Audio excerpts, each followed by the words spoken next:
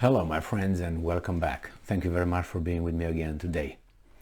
Well, the West, and that also includes the European Union, has a big problem.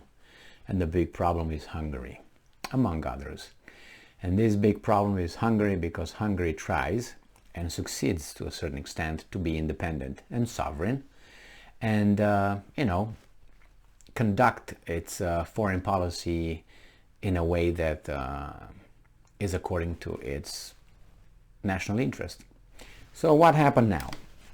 What happened now is that the foreign ministers of Russia and Hungary met in New York at the United Nations, because they're over there.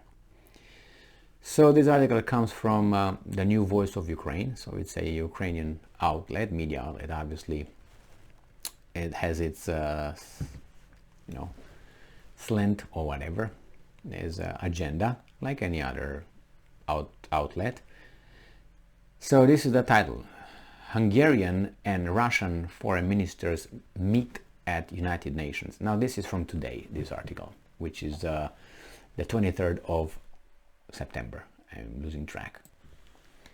Hungarian Foreign Minister Péter Szijjarto met with his Russian counterpart Sergei Lavrov in New York, as both are representing their countries at the United Nations General Assembly.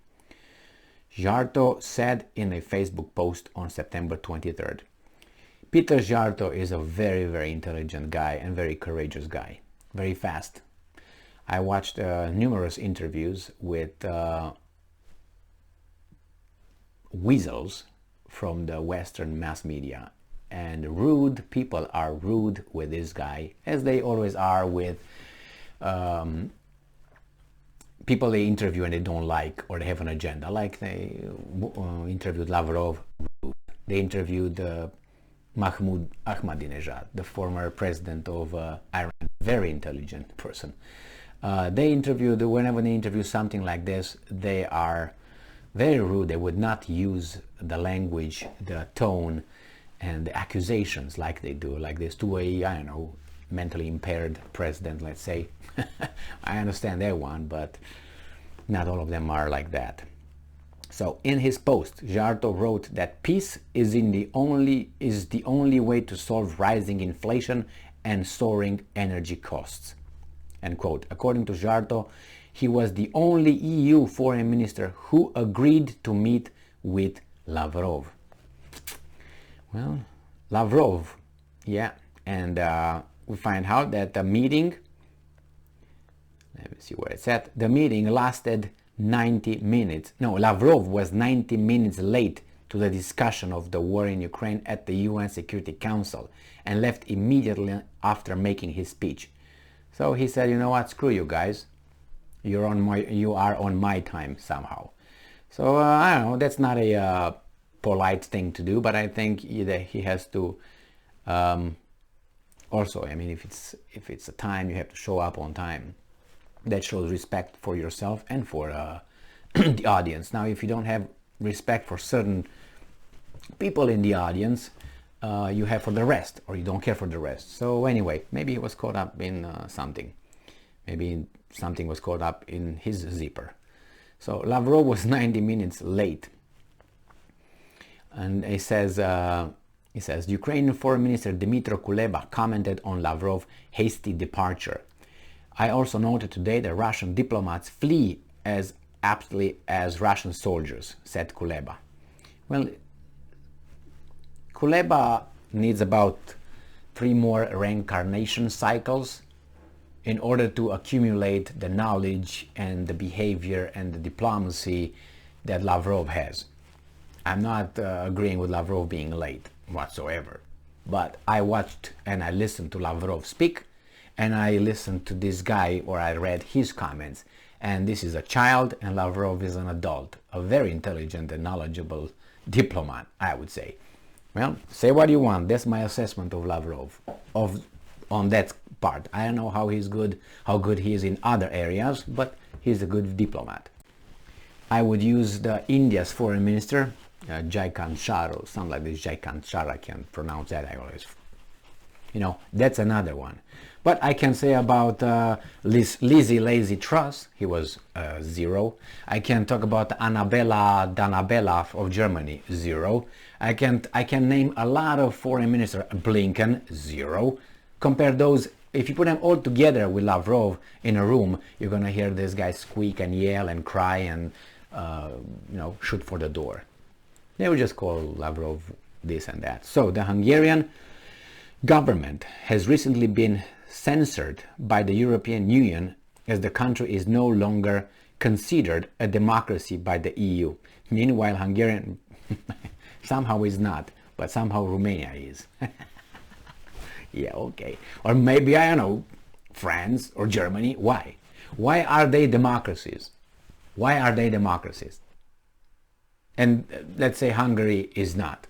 What do they have and the other ones don't have? Oh, independent judiciary system or what?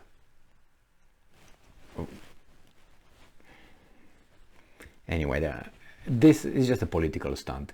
Meanwhile, Hungarian President Viktor Orban has repeatedly pushed for EU concessions to Russia and is believed to have close relations with the Russian dictator. What kind of relations? Ukrainian forces likely continue blah blah blah. That's not important here. It's propaganda again. So